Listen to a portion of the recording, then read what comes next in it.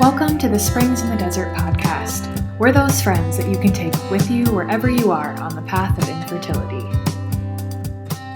Hey there, Springs in the Desert. I am Jillian, your podcast host, and I am so excited to be with you today with one of our favorite returning guests, Clare Kane. How are you today, Clare? I am well, thank you, Jillian. It's such a joy always to talk with you and to reflect on these things together. I'm so excited for today's conversation because I know it's been in discussion for a while. Yes, listeners, we are just going to dive right in because this is a topic that I know I have a lot of questions about, and Clare has so much wisdom. And so today we're going to be talking about boundaries. And this is, I think, one of those kind of vocabulary words that's talked about a lot, but sometimes doesn't have great roots or understanding behind it. Or I think confusion about what does that mean? How do I do that? I like the idea of boundaries. I like that concept. And there's so many good books, but to put it in practice and to really talk about it is what we're going to do today. So let's just start right at the beginning. What are boundaries, Clare? Yeah, I think it's great that we're starting, yes, at ground zero. So at the beginning of how this all works. So boundaries are simply rules and guidelines that we have for what we understand to be appropriate behavior. It's like the limit, shall we say. It's like if you want to think about it, how far in front of me, behind me, around me does my agency extend? Does that make sense? Like the little bubble around us, right? How far in front of me have I determined that it needs to extend? And what are my standards against which I can measure what's appropriate behavior towards me and or towards someone else? Right.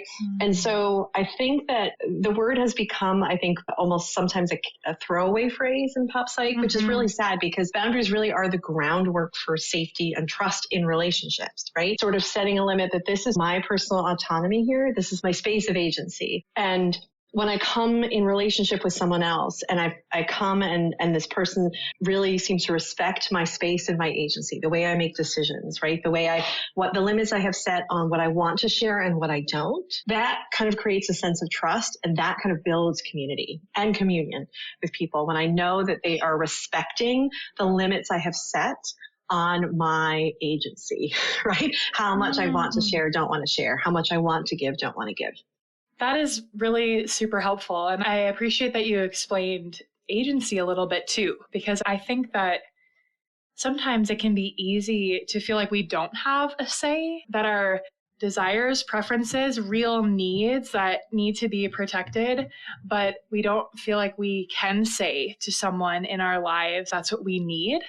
And so I think to maybe move on to that, we know what boundaries are, but with whom do we have them? Who can we set boundaries with in our lives? Can we have them with everyone? Do they look different with other people? What are your thoughts about that? Oh, yes. Yeah. Great questions. And yes, we set them with everyone. We set them with everyone, either consciously or unconsciously. And we do have different ones with different people. If you think about within your own family, right? Maybe with your parents, right? The sort of level of emotional intimacy, sharing, decision-making, the space you allow for someone else's opinion and agency to impact you is going to be different than some stranger coming up to you in the supermarket and saying something that has an impact on your feelings about yourself or your decision-making, right? So we set them with literally everyone around us, often unconsciously or consciously. And the question often for people becomes, can I become, or is there a need maybe for me, an invitation here to become more intentional about setting them? Because some families in the curriculum, right? So you're raised by your caregivers. Some caregivers are very good about teaching kids how to set healthy boundaries, right? Because there are healthy boundaries and there are unhealthy boundaries. And those are on a spectrum between, I have barbed wire fences between me and other people at all times. I have no boundaries at all. My sense of self, my sense of agency, my taking in of other people's opinions and letting them influence my sense of self is so porous that I'm swayed by the wind in terms of how I understand myself and my own needs. So that's a spectrum, right? Nobody can get in, everybody can get in, right? And so with each person, I think many people intuitively set a boundary. The question as adults then becomes, am I finding a greater sense of freedom, stability in the boundaries I'm setting with certain people? Am I noticing that maybe with certain people in my family, my friends, my community, I'm having some sort of emotional reaction when I have interactions with them. Maybe there's a part of me that's feeling a bit trampled upon. Maybe I'm feeling intruded on. And perhaps I'm finding it harder to set a boundary a little further out from myself. And the genesis of this kind of conversation, you and I here together, Jillian, when Anne and Kimberly were founding Springs in the Desert, when they were first having these conversations, was I was their classmate at the JP2 Institute, and we would have these conversations about very kindly meaning people who would come up after Mass and be like, so when are you having a baby? Why don't you have any? Right? And then often these meaning very sweet suggestions, many of which we had heard ad nauseum of, well, you should try this novena. You should try this, right? And I think there's maybe a growing sense of awareness now in the culture. There maybe wasn't so much 15 years ago when we were studying, that some of that stuff is intrusive. Some of that, it really is intrusive, and it's pushing on people who are already wounded. And so what can we do as people who are carrying this cross of infertility and or pregnancy loss to be healthy about what we allow in? And so that we can build greater trust and community with other people in a way that respects our autonomy and theirs. I have a question about the impact. You had talked just a few minutes ago about that a boundary is helping us decipher or make sure that there's an appropriate impact from the person who's speaking. And I think we're going to get into this a little bit, but if someone is, let's say they have someone in their life and they are having these intrusive questions, and the impact that it's having on them, sort of the influence that those words and those actions are having, are really difficult, they're really maybe hurtful, what would be the first step for someone to take if they're noticing that this person and the words that they're saying are really impacting me in a negative way? What could be the first step that someone would take? Hey friends, it is your podcast host, Jillian. Just popping into this episode to ask you to consider supporting our podcast with a financial gift. This episode is brought to you by staff, volunteers who reviewed the content, and a professional editor. We would be so grateful for your financial support to keep this podcast sounding great and reaching more listeners who need a friend on the path of infertility. Thank you for your support. That's great. I think you said the word. It's first is noticing, right? And then it's letting yourself sit with the feeling. That doesn't mean feeding resentment or maybe assuming a sense of malice on this person's part, right? And literally just sit with the feeling like, that didn't feel good. That interaction just didn't feel good. I felt intruded upon, or if possible, I would have physically backed away from that conversation. I think it's important we pay attention to those involuntary reactions. I think we've all been in those conversations regarding this topic or others where, you know, you're in conversation with someone and you start edging away, right? I think that's important to pay attention. What is my body doing right now? Oh, it's attempting to have me leave, right? Yeah. Okay, something is going on here. And I think the important thing is, I love this saying, and forgive me if I'm not remembering to whom it's attributed, but that the space for wisdom is in the pause. If you start to feel that kind of thing, just take a little breath. You're like, I'm feeling that. Doesn't mean I have to do anything with it, but it's okay for me to get quiet for a second and allow myself to focus on that, even in the middle of a conversation. Okay. And it's also really important to not berate yourself for having that reaction. Because I think, especially as Christians, there's this misconception that boundaries and being a faithful Christian, someone who wants to give and to love, are mutually exclusive things. You can't be loving and giving and charitable and have boundaries, and that is completely false. You can't actually give love unless you have agency. Love, right? Your will, basically, in a sense. Boundaries is just another way to talk about, shall we say, the sphere of influence of your choice, of your will. And so you can't love without freedom. And so boundaries is about setting limits on how much you are allowing someone else to enter into your sphere of freedom, your sphere of agency. And that's really important to building relationships. And so if you find yourself in conversation with someone, and I just really want to affirm and normalize this for anyone who's hearing this and thinking, oh, yeah, that happens. One of the reasons we wanted to do this at this time, I know you and I talked about, Jillian, is that we're coming up to the holiday season. We're coming up to times when lots of family and friends are gathering, and maybe you're going to encounter people you don't encounter often, and you're okay with not encountering them often. Right? You know, like you're encountering more challenging people. Let's just be real. Whoever they may be, delightful and beloved of the Lord they may be, you're okay with not encountering them frequently. So we wanted to talk about this here because it's normal to have these reactions. We all have preference. And I think sometimes there's somehow a sense that it's not fair for us to set different boundaries with different people. And I just want to explode that myth as well. It's 100% fair because preference is part of the human condition. We prefer spending time with other people, some people and not others. And so there may be people in your family with whom your boundaries are more porous because they're safer people. Because when you have put up I'm not comfortable talking about that, they pat you on the back and say, no probs.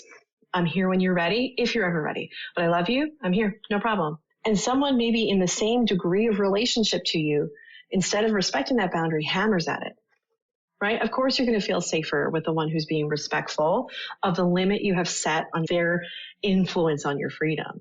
So I think it's really just want to affirm and normalize. This is tough stuff. It sounds abstract, but we've all been in those situations where people are making comments or they're asking intrusive questions. And I think there is almost this tug of war between I'm trying to be charitable and at the same time, I need to be safe. Yes, I'm so glad that you said that because I'm wondering if that tension between setting a boundary and being charitable is because I'm guessing this is for me, really, that I need to sometimes rewrite what my definition of charity is. Yes. Because sometimes setting the boundary doesn't feel good. Like it doesn't feel nice or it doesn't feel loving, even if it is. I can think of many examples and it wasn't received very well, or it felt maybe I could tell the other person wasn't feeling good about the boundary that was set. And so it didn't, the feeling, the emotion that came to me was not a good, positive one, even though I knew that what I said was what I needed. And so I'm wondering if you think that might be the case for others too. Like this, we might have an idea of what charity is, but we might need to delve into that a little bit deeper so that we can set these boundaries. Yes, 100%. I think that's so important. And that's wonderful that you brought that up because I do think that sometimes we think that the setting of boundaries, everyone is going to like set off one of those confetti rockets on your end on the other person's end. Look at that glorious boundary, right? No, that's often not what happens. It feels deeply uncomfortable to, in a sense, stake a claim of this is important to me and I need you to be here. I need you not to intrude beyond this point. And for the other person, especially, shall we say, if you are remaking boundaries that perhaps have been very porous before, or maybe this person has had something come up in themselves or in their life where all of a sudden they are being intrusive and now they're experiencing a hard stop from you, nobody's going to be comfortable. And that's loving. And the verse, honestly, that came to mind when you said that is Jesus saying to the Samaritan woman, I know you've had 7 husbands, right? Like that, Yes. Talk about a hard stop, right? Yes. Yeah, that was a truthful thing to say. And I'm sure that's absolutely stopped her in her tracks, right? Like you are not going to, in a sense, con me with false statements about who you are because I know you and I love you, right? So that in a very real sense can feel deeply uncomfortable to reframe that. And so to start changing boundaries in a more healthy way, it disrupts the homeostasis of relationships. Often that's important because it's a dysfunctional homeostasis with an imbalance on one side or the other. And it's important, but it's really difficult. And please know, as we're talking about this, everybody who's listening has all my compassion because it's really hard to reform boundaries while everyone's like singing, rocking around the Christmas tree. And you're like, and drinking wine, opening gifts. And you're like, nope, hard stop, Aunt Myrtle. You can't ask me those questions anymore. Like that's not an easy thing to do. And so, yeah, it's not going to feel comfortable, but it's really important. Yeah, I really like that word, uncomfortable. That's absolutely what I was trying to depict, this feeling of being uncomfortable. But like you said, there's good reason for being uncomfortable, and it is loving to be able to set those so that those in our lives can respect us and approach us, and that we can continue having relationships with them in accordance to whatever that relationship is.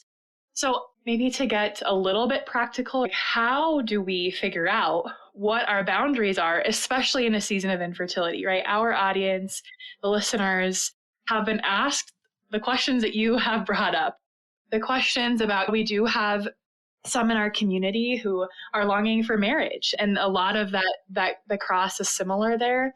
A majority of our community is married and longing for a child or another child for their children, and a whole mix in between there. And to figure out like how to set them, what are they, what advice would you give?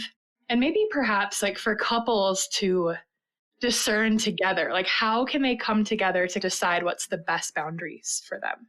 Oh, perfect. I think that's really important. It's important to, I think, reflect individually and then come together and have a bit of a discussion about, okay, where do our boundaries meet? Like, because I think sometimes that can be really challenging when one person needs a firmer boundary set and then the other person, but it's fine. They're just being sweet.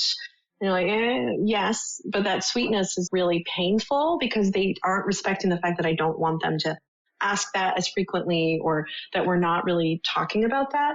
And so I think taking time to notice and reflect, what are the emotions that are coming up for me right now? As I'm approaching the holiday season, as I'm approaching the thought of all these gatherings, am I dreading something? Am I dreading questions? Okay, I'm dreading questions. Okay, are some of them going to come? Probably. Are there some, shall we say, for lack of a better term, likely culprits? Right? Specific people or groups from whom those are going to come. Yes. Okay. So what can I do to ensure that my heart has a little space from maybe the intensity, the frequency, or the degree of intrusiveness? Okay. So I will have clients break out a Post-it note or something, or just draft a few choice phrases. And when I say choice phrases, I'm not using that word in a mean way. Oh, these are going to be biting zingers. No, sometimes people do need a hard stop in front of them, especially if it's very clear that there's a pattern of boundary pushing over and over again. They're just steamrolling past things. Sometimes people do need a hard stop. They just won't hear it any other way. But most frequently, I think coming up with one-liners that give you breathing room specific to your circumstance. So to your point about maybe those in the community who are longing for marriage, right? When, again, poor Aunt Myrtle, this hypothetical woman, says, oh, when are you going to find a man? Or when are you going to find a good woman? Aunt Myrtle, that is a great question. I would so appreciate your prayers on that. And when she starts on, you should talk to my dentist nephew, or like some sort of rigmarole of that, like if they literally excuse yourself. Oh, I see somebody else over there. Oh, got to go help mom check the turkey. Oh, I've got to you literally absent yourself. Generate a reason to leave the conversation. That is completely okay. Completely okay, because the person is not reading the room. They're not respecting boundaries spoken or unspoken. And I think this is the most important part, and one of the hardest, I think, for people to hear when they're setting new boundaries. You are not responsible for someone else's emotional response to a boundary you've set. You are not responsible for their emotional response to a boundary you've set. And if they try to make it your responsibility, you can say, sad you feel that way, not sorry. Do not say sorry. I'm sad you feel that way. You don't have to be sorry. It's not your fault. I'm sad you feel that way. And absent yourself from that conversation. Wow. The not apologizing piece, I think, is one that I know I struggle with. I would imagine a lot of people do, because I think when I get the courage to be uncomfortable and to set that boundary, and then there's the response, I'm not always preparing myself enough. I think I'm not preparing myself ahead enough to be able to not only say the uncomfortable thing, but then to not receive their response, but to hear it and respond if I need to. And like you said, excuse myself. I sometimes am a little short-sighted, I think, and forget that there's likely going to be a response. And in my experience, it's an uncomfortable thing typically. Yeah. And so the response isn't always a pleasant one. Mm-hmm. And so I appreciate this just framing that I'm not responsible for that. We aren't responsible for other people's emotions, their responses, and not needing to apologize for it. And you can excuse yourself from that. And I think it's so beautiful that this pause that you've been talking about, and we've talked about this in other episodes too. I'm recalling the like shelving yes, something. shelving agendas. Yes. Yes, like it's okay to not talk about something immediately. It's okay Yes. to pause, and that the wisdom is there. And that I know is difficult for me to do, but I think like how beautiful for both parties here to give an opportunity for that silence, for that pause, to be able to say, okay, I just said that. I set the boundary. I stood up for the things that I need to. And the other party now can think about that. And we can go about peacefully, and I'm going to do this thing and help this person. And whether we talk or not again, by the end of the night, we now have this pause. So I really appreciate that. And I can imagine, though there are some who are on the other side of this podcast who are saying, what if they don't respect the boundary that I set? What if I've worked so hard to say the thing? I've set the boundary. They didn't respond. I didn't apologize, and they're still not respecting the boundary. They're pushing me, like you had referenced at the beginning of this conversation. What do we do when that happens? Yeah, that's a really great question. So I liken it to the experience of reasonable consequences for choices. I think it's really okay to say, if there's a pattern of pushing, right? One push is, okay, I'm going to notice it. 2, okay, now I'm concerned there's a pattern. Let me confirm that with 3. Yep, absolutely. And that may be within the space of 5 minutes, right? You never know. And I really want to say, I'm sitting on the other end of this conversation, listeners who are listening to this and thinking, this is very easy to talk about in a safe space when Jillian and I and you are all listening in the quiet, when it's perhaps your mother-in-law, your sister-in-law, your own sister, your mother, your dad, when it's someone really close to you who is used to having access into your inside your sphere of influence, helping you shape choices. And all of a sudden you have like closed a door, right? Or maybe it's a Dutch door. It's now half closed. And they're like, but I used to be able to walk right in, right? It is very jarring for you and for them. So that doesn't mean that because it's jarring, you can then like open the door. Oh, those poor things. Now they're having to navigate a boundary. Isn't that tough for them? No. But it's understanding that sometimes it may be repetition. Sometimes repetition of the boundary is what's required. Sometimes though, there's somebody who is literally just operates through life like a steamroller. And if that's the kind of person you're dealing with, then you say, unfortunately, if you continue to ask the question I've asked you not to ask, if you continue to be intrusive, if you continue to make suggestions that I've told you before are not helpful, I won't be able to continue this relationship. I won't be able to. This is not safe for me. It's not healthy. Claire, I'm so grateful for your words. And I think I would need to maybe practice these in a mirror or with my spouse, but I'm so grateful too that you acknowledge that like this does get really not only uncomfortable, but you have these people who are really close to you where these relationships potentially could have quite a bit of a change in the format, if that's what needs to happen. And that is hard, but hard doesn't mean bad. Yeah. And to be able to recognize what those boundaries are. And I think, honestly, I used to be an actor in high school, a little bit in college, and I love the practice. I love the dress rehearsal. Give me the chances to make mistakes and to mess up or to do really well and get some feedback on that. And the holidays, I think, are a great time to do that. Yes. That you get. Yes, they also can be a tricky time because those likely culprits, as you were talking about, are going to probably be with us.